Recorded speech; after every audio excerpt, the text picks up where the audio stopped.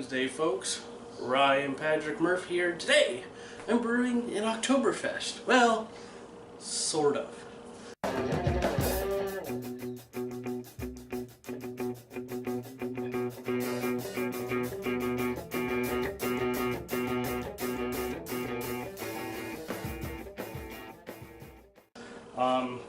This recipe is actually going to use in ale yeast. It is a partial mash. I adapted it from an all grain that I found on Chop and Brew. If you've ever seen that show on YouTube, they had an episode on an Aletoberfest. They did all grain. I can't do all grain, so I turned into a partial mash. If you've never done a partial mash before, or sometimes called a mini mash, it's pretty much, you're not using all extract, you're not using all grain, you're using a little bit of both. So I have grains that I'm going to get some fermentables out of, like this, in addition to some extract. So, I don't know. I don't know what the benefits are. I'm not using as much extract is really the benefit. And not that there's anything wrong with extract brewing. I like extract brewing. I do it all the time. So, what we got here.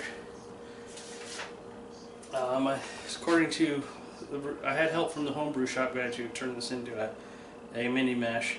We have 1 pound, 2.5 ounces of Munich malt, 1 pound, 2.5 ounces of Vienna malt, 1 pound, 1.3 ounces of Munich 20, 8.6 ounces of Cara Munich malt.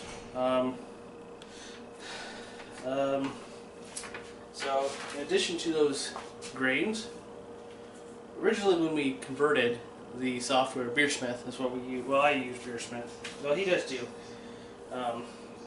It's just using pale liquid malt.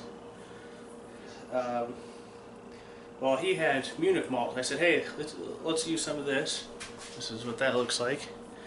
Alright. It's pretty much just a base malt, made with base malt, you know, a 2-row Munich malt and water. So just putting more Munich into this. And some light DME.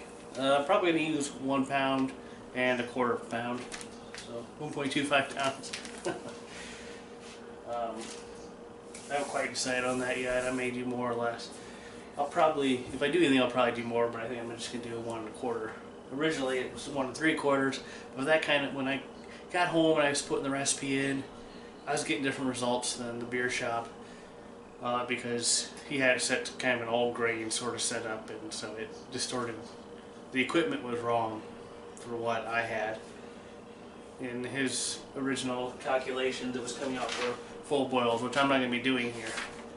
I don't know why, if you want to get a little advanced level in your brewing, higher level of brewing, I guess, and you're doing extract, well, partial mash is great because you really don't have to buy too much more equipment. You know, just get a pretty much just need a grain bag then, and you know, if you already have a 5-gallon pot, which is perfect, that's what I use, 5-gallon stainless steel kettle, you're set, you know. Within a second pot for sparge water, but that one you can get a smaller kettle. I have a smaller one that, when the first time I brewed, it was a cheap kettle from Walmart. I replaced it right away, and I realized it was way too small. But, yeah, so that's the malt. We're going to have an ounce of German Northern Brewer hops, 60 minutes. The original all-grain recipe called for tradition. The brew shop didn't have that, so we adapted. This recipe's really gone off from what the original recipe was. And I'm going to use 2 ounces of these German Hallertau hops. Now, the original recipe said German Hallertauer. I don't know if that's something different. I have seen it mentioned, but I haven't seen German version, so I think it was a mistype. These are 2.7% alpha. The original recipe called for 1 ounce, but I'm guessing they had a higher alpha acid than what I have here, so I went and got a second. This will go in at 15 minutes. And the Northern Brewers is 6%. I'm not going to hit the IBUs that they did. I'll probably be about 4 or 5 IBUs lower, which really, it's not a big deal. So let's get started.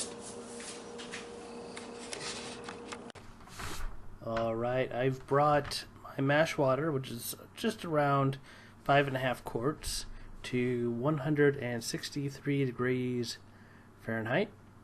I'm now adding my grain bag. This will help me separate the grains from the water, the mash water, later.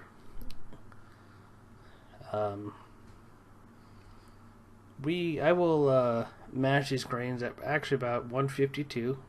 The 163 degree temperature will compensate for the temperature loss that I'll get from adding the grains.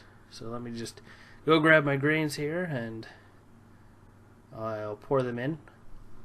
Adding the grains to the water I've heard referred to as doughing in, because I think there's a tendency to have dough balls form in the mash, so you got to make sure that those are taken care of before you mash, because otherwise you'll have a lot of grain that never actually really gets wet and you don't get a lot of sugars out of.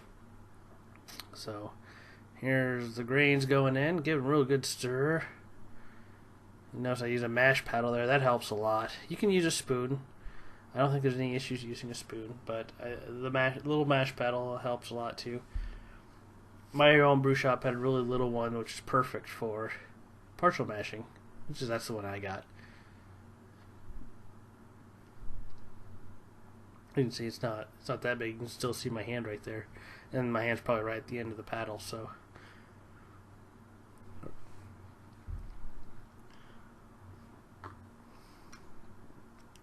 once I get the temperature of the kettle down to 152 degrees, I will put the lid on it and wrap it up in a blanket and let it sit for an hour.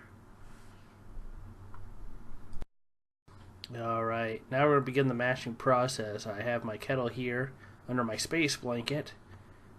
This blanket's been pretty good at holding temperature. I may at most lose 1 degree Fahrenheit, but that's not a big deal. We'll still get the fermentables out that we need. And I'm going to let this sit for an hour, and then I will get ready to bring it up to a boil afterwards. I did forget to show the sparge process as well as the adding of the extract. But here you can, this is after the extract's been added and sparged.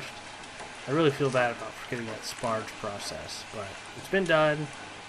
I did bring the wort up to a boil and then pulled it off the stove and added the extract. So right now we're going to go back right into a normal boil session. We'll start adding some hops once this is up to temperature.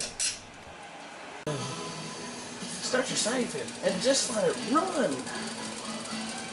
Here it goes so fast, look at this high, just another homebrew Wednesday. Now it's Thirsty Thursday, I'm gonna post it anyway. A brew-related vlog day, just another homebrew Wednesday. Well, anyways, we can see we're up to a nice rolling boil here. So I'm going to grab the German Northern Brewer hops, and these will boil for 60 minutes. These have an alpha acid of 6%.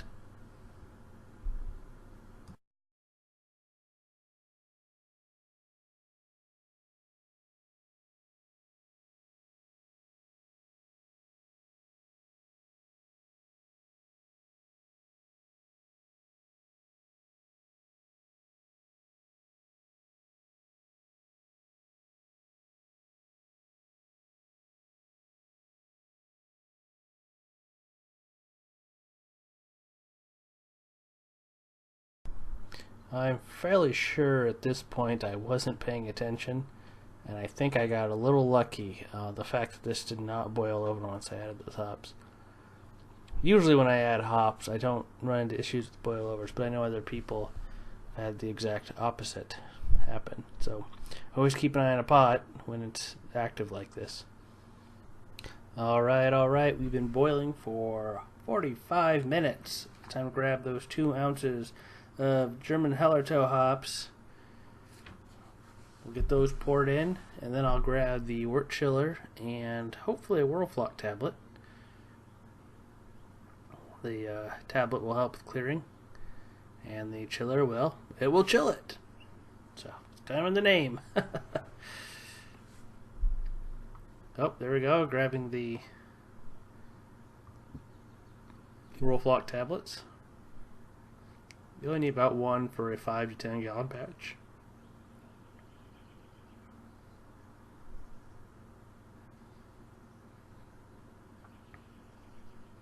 I have a lot better luck with Whirlflock tablets over Irish Moss. So I do recommend that. I do have some Irish Moss left that I need to get used up. I've had it for a couple years now.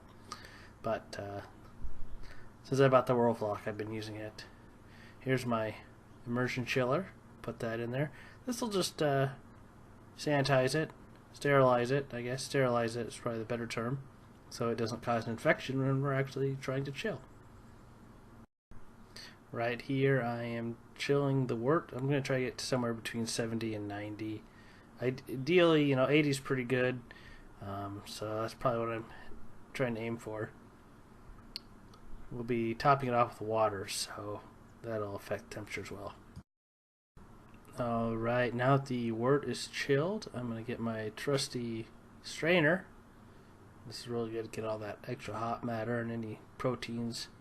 I won't get all the proteins out, but it'll help strain out the hops for the most part. Alright, got my kettle of wort. I'm going to just dump it right in through the strainer here. Look at that. It looks beautiful, doesn't it? I hope this comes out to be a really good beer. There we go. Got the end of it there. Let it drip out a little bit here.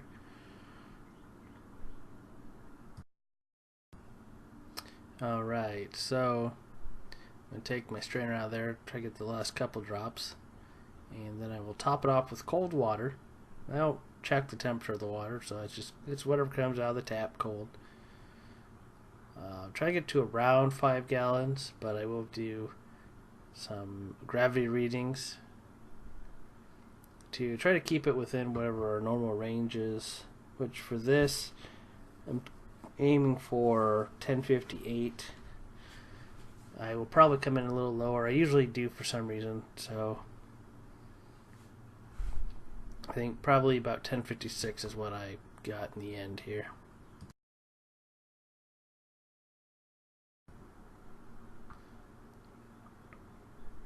Alright, there's the first gallon.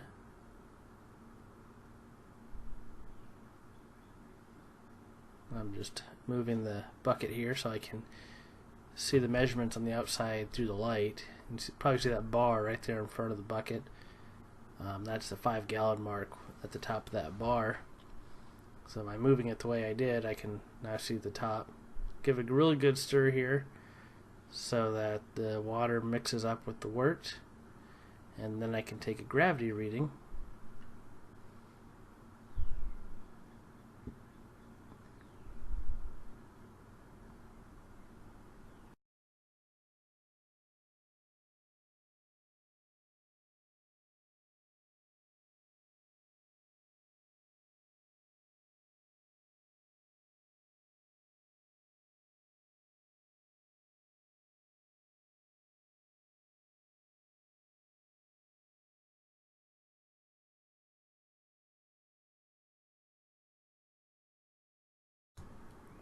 Now that I've given it a good stir, I'm going to take the little pipette, take a little sample here.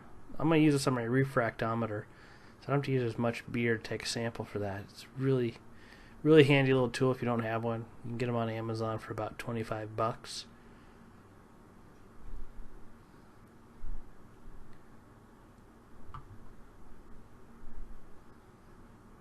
I think we're probably topped off to about 4.5 gallons right now. I'm not exactly sure if I write it down. Now it's time for one of the most important ingredients, the yeast. I made a yeast starter using White Labs, I believe it's WLP001 California Ale yeast. Pretty much it's the same strain as US05, just in a liquid form. Then I will grab my lid, my nice sanitized lid. Remember, don't forget to sanitize everything. You want You don't want to allow infections into your beer, so I'll grab the lid and just snap it on any minute here.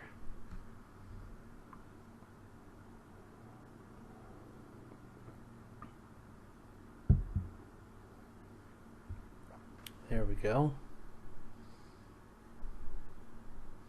Grab my airlock.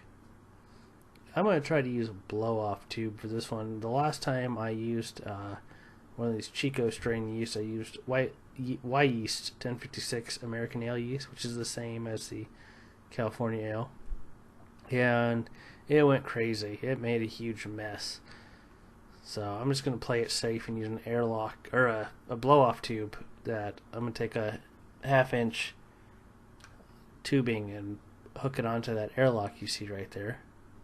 And the other end will go into another container full of water. Here you can see the final setup. So this is the Aletoberfest with its blow-off tube.